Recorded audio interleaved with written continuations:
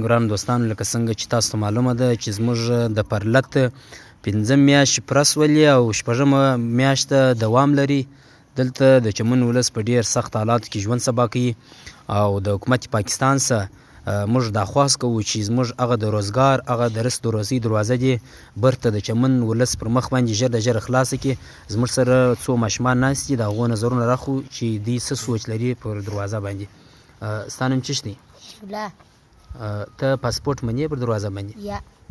ولې څه غواړې؟ ته شناخته کارت تذکره. حکومت څه خواهش لري؟ موږ دا حکومت ته دا وایي چې ژر د ژره دروازه خلاص. ستا نوم څه دی؟ حضرت علي. حضرت علي، ته پاسپورټ منې؟ یا. څه غواړې؟ تذکره او شناخته کارت.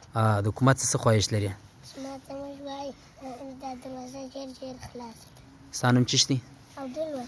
عبدالولي، ته پاسپورټ منې؟ یا. ولې نه منې؟ څه غواړې؟ زه تذکره او شناخته کارت. د حکومت څه خواهش لري؟ ته وایم چې ژر دروازه خلاص. ستا نوم څه دی؟